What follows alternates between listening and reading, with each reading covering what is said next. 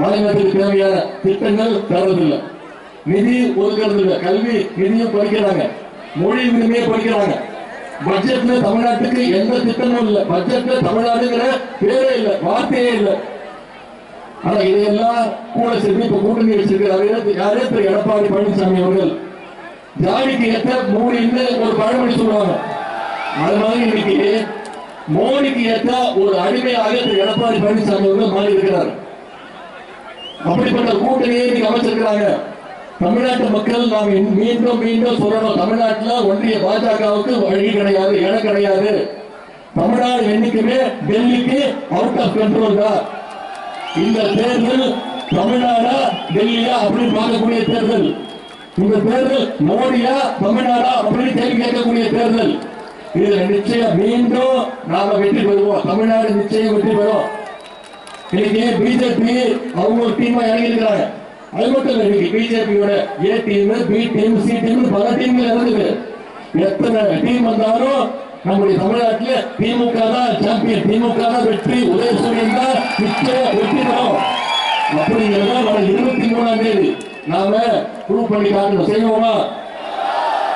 பொதுவா மார்க்கெட்ல ஏதாவது ஒரு வரவேற்பு அழைச்சி வச்சுருவாங்க, அதே மாதிரி ப்ராடக்டை எல்லாரும் தயாரிச்சு விடுவாங்க. அதுக்கு பேரு சைனா மேக்னு சொல்லுவாங்க, அது ஒரிஜினல் கிடையாது. அது மாதிரி இன்னைக்கு டெல்லி மேக்காக ஒரு கூட்டணியை இன்னைக்கு பாஜகவும் அதிமுகவும் சேர்ந்து ஆரம்பிச்சிருக்கிறாங்க. சைனா மேக் மாதிரி இது டெல்லி மேற்கு. தேர்தல் முடிஞ்சோம்னா அதிமுக அந்த கூட்டணிக்கு வாரண்டியும் கிடையாது, கேரண்டியும் கிடையாது. ஃபியூஸை பிடிங்கிடுவாங்க. நாம புடுங்கணும், அவங்க புடுங்குறாங்க இல்லையா, நாம புடுங்கணும். இதை நீங்க செஞ்சு காட்டுவீங்க என்ற நம்பிக்கை எனக்கு இருக்கு.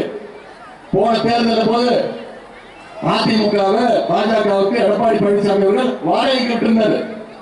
ஆனா இந்த தேர்தல் என்ன பண்ணியிருக்காரு? வித்துட்டாரு. மொத்தமா பாஜக கிட்ட வித்துட்டாரு அதிமுக. இன்னைக்கு அவர் சொல்றாரு, மக்களை காப்போம், தமிழ்நாட்டை மீட்போம் சொல்றாரு. முதல்ல அவரை காத்துக்கிட்டு அதிமுக பாஜக கிட்ட நிற்கணும். இதையெல்லாம் செய்யக்கூடிய தேர்தல் தான் வர சட்டமன்ற தேர்தல். போன சட்டமன்ற தேர்தல் பொழுது அந்த பிச்சாண்டி அவர்களை கிட்டத்தட்ட 77,000 வாக்கு வித்தியாசத்தில் நீங்க ஜெயிக்க வச்சிருக்கீங்க. நான் உங்கள்கிட்ட கேட்பதெல்லாம் மீண்டும் நான் உதயநிதி வந்து அப்பதான் பேசுறாரு, போயிட்டாரு, கலந்து போயிட்டு இருக்கக்கூடாது. இன்னும் நம்முடைய கைகள்ல 24 நாட்கள் இருக்கு. 24 நாட்களும் நாம இந்த பிரச்சாரத்தை நம்முடைய பகுதியில் இருக்கக்கூடிய அனைத்து மக்களுக்கும் கொண்டு போய் சேர்க்கணும். உங்களுடைய குடும்பத்தினர்கிட்ட, உங்களுடைய நண்பர்கள்ட்ட ஏன் வர சட்டமன்ற தேர்தல் திமுகவுக்கு வாக்களிக்கணுங்கிற பிரச்சாரத்தை நீங்க கொண்டு போய் சேர்க்கணும். செய்வீங்களா? மொத்த தோல்வி பழனிசாமியாக்கி முழுசா முடிச்சு விட்டுருந்தோம். பண்ணுவீங்களா? செய்வீங்களா? உங்களை எல்லாம் அன்போடு கேட்கிறேன், பண்போடு கேட்கிறேன், பாசத்தோடு கேட்கிறேன், உரிமையோடு கேட்கிறேன், உங்க வீட்டு பிள்ளையாக இருந்து கேட்கிறேன். இன்னும் பெருமையா சொல்லுவா, தலைவருடைய மகனாக இருந்து, கலைஞருடைய பேரனாக இருந்து கேட்கிறேன். உதயசூரியன் சின்னத்திற்கு ஆதரவளிங்கள். அந்த பிச்சாண்டி அவர்களை அதிகமான வாக்கு வித்தியாசத்தில் ஜெயிச்சு மீண்டும் சட்டமன்றத்துக்கு அனுப்புவதற்கு கோரிக்கொண்டு இந்த சிறப்பான வரவேற்பு அத்தனை பேருக்கும் மீண்டும் என்னுடைய நன்றியை தெரிவித்து விடைபெறுகிறேன். நன்றி, வணக்கம்.